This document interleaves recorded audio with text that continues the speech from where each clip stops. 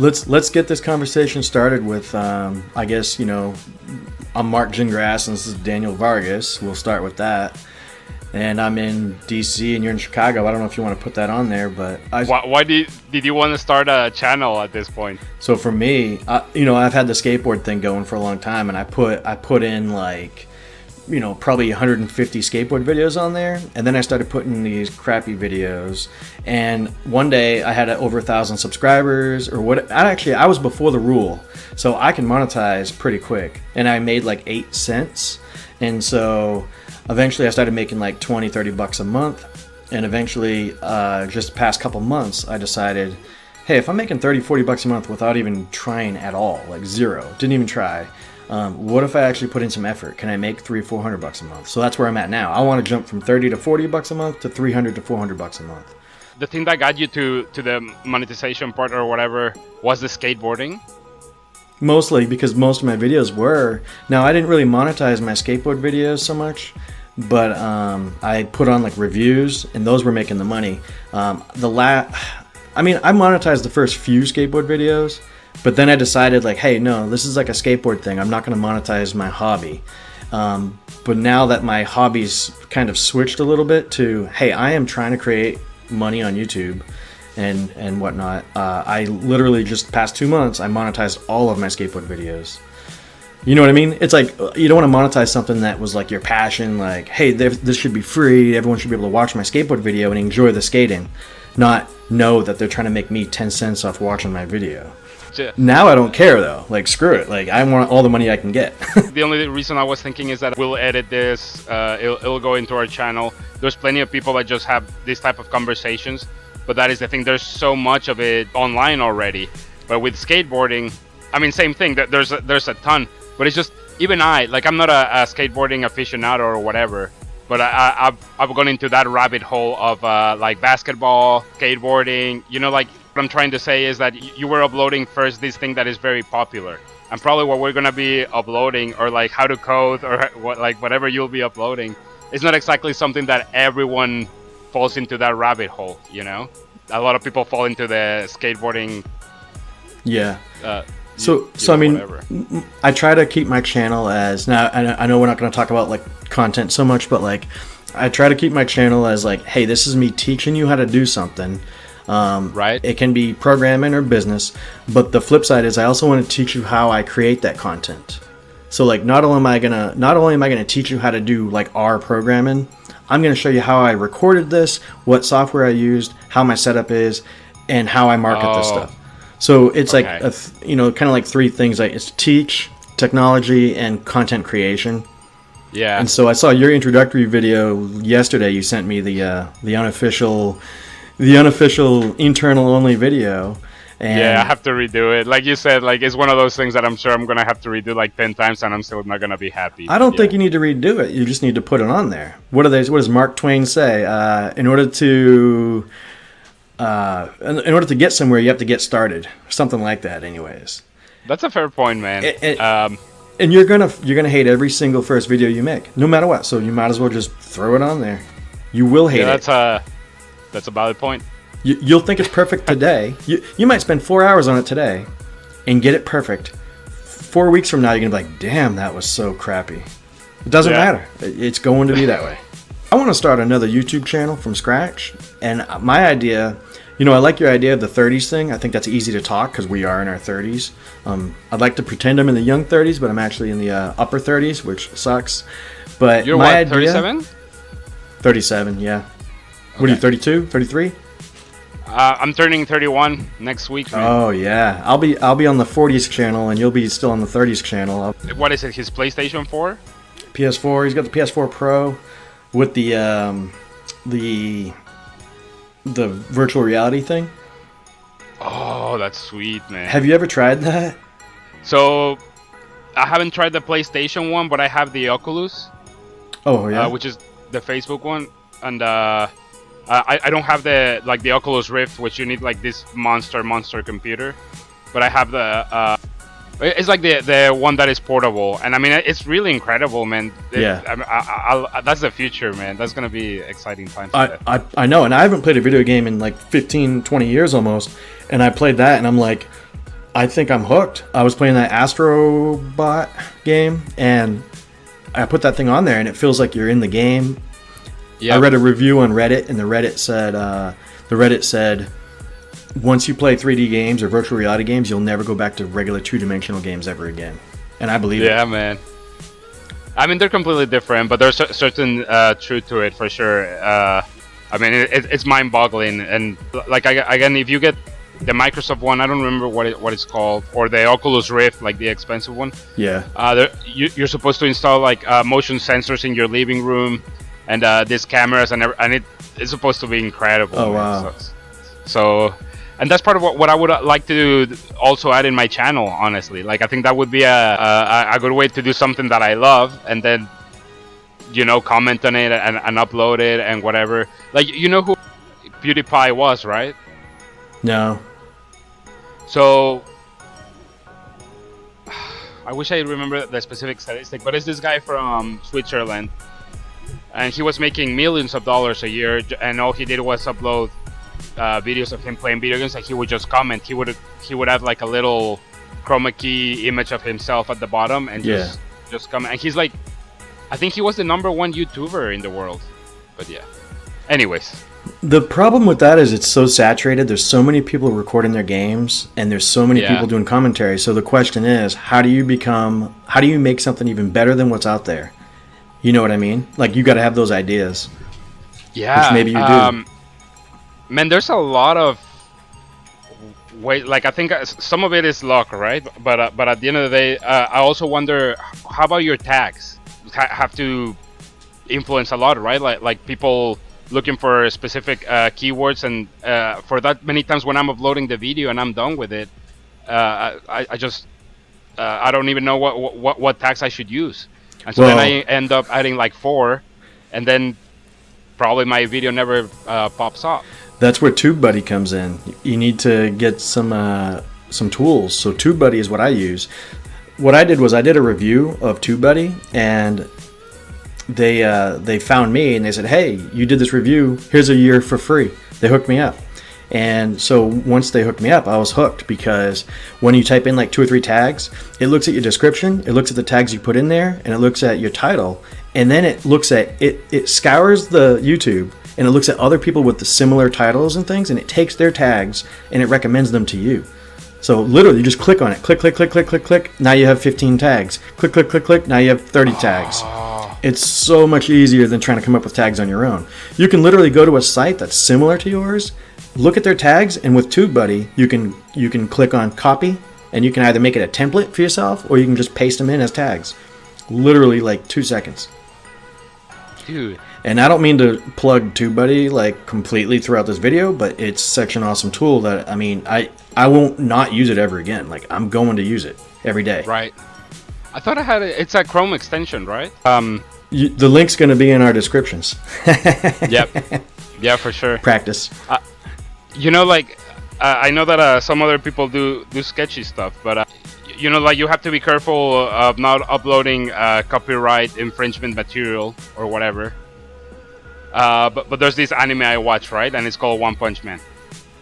So it comes out every Tuesday, and certain like this guy I don't remember how many subscribers he's got, but he's got thousands and thousands and thousands. So what he does is that he will upload the whole video for 24 hours only.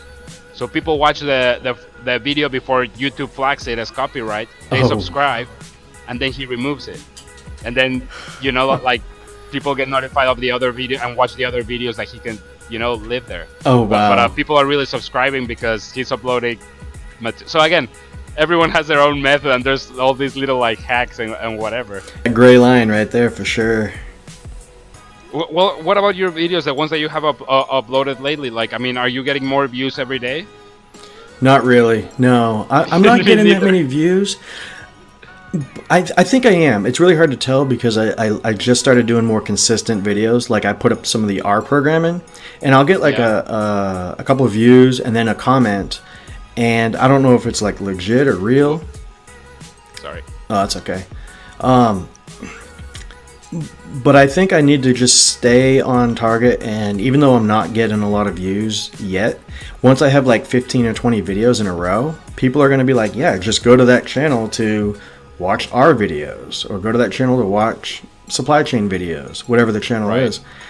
No, honestly, I'm bummed out about my views, because some of the stuff I think is good, but I'm looking at my analytics, and the stuff that makes money is like the review I did on a backpack, or my first C++ programming video I did freaking 6 or 7 years ago still gets lots of views. And I'm like, well, what about my new stuff? And So what are you attributing that to? Like the fact that your old videos have just simply been there longer. So now, since they started accumulating more views, maybe they come up faster in searches, or do you think it was the content? I think I know it's both, because the content, if you look at my first C++ video and you read all the comments going down, you'll be amazed. You'll think that I'm like the Mr. Brilliant instructor of the world, based on the comments. And I'm like, wow, like apparently I can teach very well. Like I can teach people very directly and give them analogies. I can be inside their head and know what they know and what they don't know and teach accordingly. Right. And I think people like that. Interesting. I know the content is good on that C++ video. Do you enjoy doing it? I enjoy it a lot more now. So like I'm looking forward to doing R programming, because R is now like everyone wants to get into big data science and all this stuff, but not everybody is a data scientist. They all want to be one, but they're not it. So how do you get started? What I think I'm good at, and this goes with like anything. It could be calculus, it could be programming, it could be anything. I'm really good at introductory level teaching. But once it gets to the advanced stuff, yeah, I'm good at it, but I don't do it for a living, so I can't teach it because I have to spend a lot more. It's not that I can't, it's I have to spend so much more time researching, and that part, it takes so long, it kind of sucks. What about, for example, you say you wanted to open a new channel, like would you separate that, like the teaching 100% on Mark Gingrass, and then anything else like this conversation on a different channel, or are you going to keep it all in the same? For now, this will be labeled for me under it'll probably still be under content creation, because even though we're talking about that right now, so creating content, how to get started. So my channel is part of it is content creation. Although I'd like to focus, once we get a first couple of videos down, like with our interview style here, we could probably focus on like, hey, what am I? So like one of the channels I want to create is like pet peeves, but it's going to be like all just me talking about pet peeves. I'd like to do like animations and like, what drives you nuts, and I feel like that would be a good channel.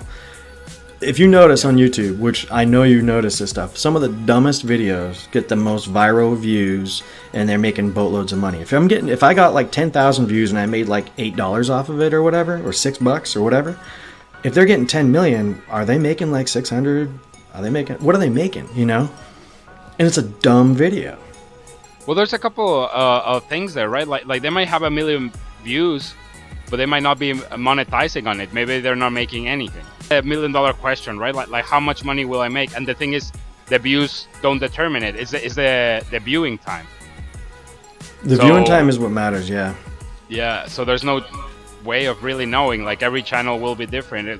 It could be two completely separate channels that have the same amount of views and subscribers, but the other one could be killing it on the money part. Subscribers, I know that it's meaningless. I know that it is really, but for me internally, it's a quick way to gauge. Like, okay, if I'm getting more subscribers, that means people are definitely viewing my stuff.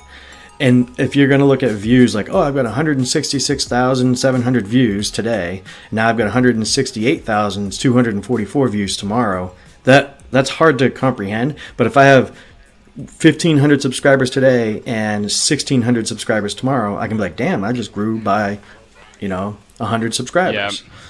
Yeah. It's just more tangible to me, even though it doesn't equate to money. Creator Academy, like they did explain the subscriber part.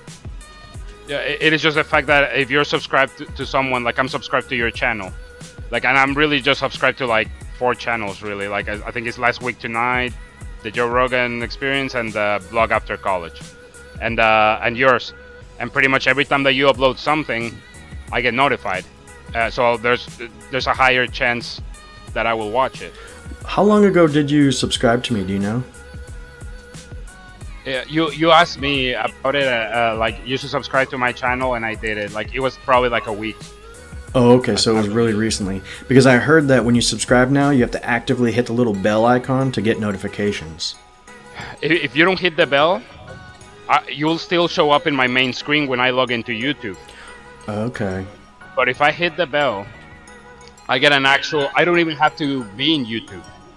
Like if I'm using Chrome, for example, Right. like I'll just get a notification. Like if I got a new email, and so you just click on it, and now it sends you to YouTube. So I mean, it's definitely a good idea. Like if you can get people to hit the bell, that's going to increase your views and viewing time for sure. I asked this guy on I'm on a Discord channel. You know, gamers use it so that they can have their own private chat rooms and stuff, and they do a lot of like live streaming through Discord. I don't know a whole lot about it, but you can set up a private chat room where it's invite only, and it's free. Interesting. So there's a YouTube creator out there called YouTube Creators Hub, and I'm a Patreon of his, so I pay $1 a month, which, you know, I might just do it for a couple months, but I wanted to let him know that I enjoy his podcast. I paid the $1 a month, and I get access to his Discord channel. It's okay. I mean, there's probably 400 people maybe total in there, so there's actively, you know, a few people every time you enter that chat room. But I asked him, I said, when did you make the decision to like go from full-time working 9 to 5 to full-time YouTube? Like, how can you do that? And I'm thinking, I'd do it if I can get like a quarter of my income. I think I can do it. Well, this guy, he responded back. He goes, well, when I was making double the amount on YouTube, that's when I knew I can quit my full-time job. So he was making double the amount he was making on his full-time job. I'm like, damn. And then I checked out his channel. Damn, it's good. I'm like, ah. Is it really? Like, I can't compete with that today. I need to learn more things. He does infographics. He is the infographics show. I'm like, I checked it out. I'm like, damn, he's good.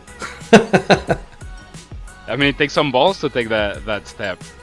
You know, you have a good job, and that's the truth of it. So it is not just the fact that you would be quitting it, but you're living in Washington D.C., which is expensive. And if you quit, it might be hard to get it back, right? And I've got my son, and I've got insurance, and he needs insurance. And really, I mean, you have to pay for all that. And I just can't quit. I need to be making tangible money. My latest video that I put out, I think I put it out yesterday. It's about how I sync the audio and how my setup is, and with all this crazy crap. Editing that video is complicated too, because like I'm editing a video to show you how I edit videos. Yeah. You know what I mean? It's like, I'm going to edit videos to show you how to edit videos while editing videos. Like, oh man. It gets confusing. Man, everything has its science. I was checking yesterday some tutorials on Adobe Premiere Pro, which, by the way, like it comes with very. It's crazy how software has changed through the years. But you don't really even need to go through YouTube. I realized that after I was checking some tutorials, and even that has its science, man. There's some people that make it look very, very easy. They zoom in at the right spots, and they go quick, so like you don't lose attention. So again, everything will be practice probably, man. Like it's just one of those things. But going back to the other topic, so you personally, when would you make that like quit your job? Would you have to be making close to the same amount of money? Does it require a certain amount of savings for you? When would you be like, okay, I'm doing it? If I know I'm not going to make as much money as my job is great, right? So it's really difficult. I think it's going to be a matter of who pisses me off most in my corporate job, and when I get frustrated enough. Because let's say that I can move for a little bit, right?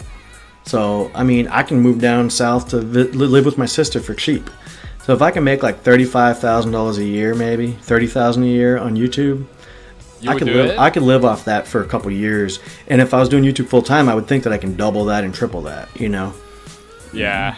But I'm not even close to that, so... The point is that you think you're going to get... The plan is to get to that point while working, right? I think I need to get to that point while working to prove that, hey, if my my 2 hours a day on YouTube, if I made that into 8 or 10 hours a day, I should be able to scale it up. And it's not just YouTube. So I'm battling YouTube, Amazon, affiliate programs, other affiliate programs. I'm also I think the moneymaker is going to be teaching on like platforms like Udemy or Skillshare or Thinkific. These different platforms I think will allow me to really get more income and monetize in different various ways. You can't put all your eggs in one basket. But what I try to do is I try to make subsets of a class, and I put some of it on YouTube, and then I add some of it to Skillshare, and then as I accumulate like more and more classes on the same topic, I create one big class, and I put that big class on Udemy, which is what you expect, a 40-hour class. On Skillshare, you're expecting like a 20-minute class. On YouTube, you're expecting like a 6-minute class. So if you can reuse the content and recycle it for all these different platforms, why not? Why not? Absolutely. Like the thing is, it seems to me like you have a more clear idea of what you want to do. I just don't know. There's plenty that I could upload as far as teaching, man. It's just I guess I'm not that passionate about it. But yeah. No, that makes sense. You know, like I just need to figure it out, because if I do teaching, like, which I already have some videos put up together for that, like you said, like I could kill two birds with one stone and do Udemy. I just need to figure it out. And it all depends on what you're teaching too. If you hate your job and you're trying to teach the things you do at your job, that's still gonna suck because it's still shit you don't wanna teach. Oh, my son told me that if you swear more than like 3 times on a YouTube video, they can demonetize it. So I'm gonna bleep those out. In fact, I'll have a video about how to bleep those out. I'm gonna check that in the Creator Academy, because there's plenty of channels that I follow that swear constantly, and they don't get demonetized. Okay, maybe not demonetized, but it limits your advertisers to be a different subset of who can do advertising on your channel, which is probably no big deal for most people. Yeah, and that's part of it. Like I'm being super picky, but I guess in my ideal world, if what I see happening with this is that I can be myself, that I can be drinking or doing whatever, and if not that I swear a lot as it is, but that if an F-bomb, drops out, that I don't have to worry about. No, that makes sense, and I think that's the only way to make it like, you're going to continue doing this because it's actually fun, and it is fun. Yeah. I don't want to be somebody else, and I'll tell you what, this is the first conversation that I've had with somebody on YouTube. It's 10 times better than talking to yourself. Holy shit. I hate talking to myself. I feel like an idiot. Well, that's another point that you brought up, but I'm kind of in the same spot. I don't really have anyone to talk to about this stuff. Today you don't, but now that we have each other, we're going to talk to each other. Now I feel more confident calling somebody else and saying, hey, can you do an interview with me? For sure. I already feel more confident with that. No, I agree. As far as the... and again, we can edit this whole part out, and I'm sure there'll be plenty of editing we'll have to do with this one, but that's what I was telling you earlier. Like, the thing about it is that you and I can talk, and we can do, like the recording in our own cameras and do whatever. But what about when you're just calling someone else? They're not gonna set up everything that you and I do, Right. What I'll do probably is just have to do audio, or I will do it physically with them in the room. What I can do is I can do it physically with them. As long as I take this bad boy with me. But it doesn't affect. Like, I don't even think your microphone looks bad when it's on the frame. Like I said, a lot of every channel and blogger that I've seen has that. Like, you can see they have their headset and their microphone either like yours, or they have a one coming from the top. From the top. So I like this. I mean, I've got this thing too, but I don't really use it because it blocks more of me, and I just didn't want that. What is that for? It's to decrease the amount of, like, if you put like a P word, like p versus like p, it kind of pops more without it, and it gives that big spike in the audio. It's cheap, but it's supposed to be effective. Yeah. But yeah, I mean, you're slowly building. I mean, we'll both start slowly building the professional setup and everything. At least now your screen looks better. You know, for sure, no wrinkles, no nothing. Oh yeah. So I had a 15-foot by 9-foot green screen that I always had it folded and stuff. And when it's all folded, you can't really stretch it out as good. And I finally cut it down. Now behind me, I have it's 8-foot by 5-foot, and it's so much more manageable. And I do have a 8 by stand. 5. Okay. And I do have a stand. Do you have a stand? You don't have a stand. I don't, but I'm gonna get one. Like I'm just really excited, man. I just have like 20 more days before the new apartment, and I'm gonna have a whole area like a studio just for this stuff. You know, so it will be good. I almost got a apartment. It was actually cheaper than the apartment I have now, which is a 2-bedroom in DC. You know, it was a 2-bedroom plus a small den, and the den was like the size of a computer room. Oh man, I wanted that so bad, but it didn't have like a balcony at all, and the view was not like to the pool. It was like to the outside street, and so I didn't get it. But now I'm like, damn, that room would have been my room, like for nothing but videography crap. I mean, are you pretty content with you live in a really nice apartment now, right? It's really nice, yeah. Yeah, it's got its pros and cons, man. I lived in one of those. I'm guessing like a similar one to yours, and I kind of miss it. Should we have something to close this video? In closing, I think what we have to do is let people know. We're gonna let them know that what day is today? Saturday. That every Saturday there will be or every Sunday a video will be uploaded, right? Every Sunday a video is going to be uploaded talking about our progress, and hopefully there'll be others that can join and they can send comments and give us their links, show us what they do and what their progress is like, right? I mean, it'd be only fair if they're going to look at ours, maybe we can look at some of theirs. Maybe we can critique theirs. You know what? Everybody needs feedback, and I think we deserve to get feedback in the comments, and when they do that, we can check out their stuff. Maybe that's too much of a pitch.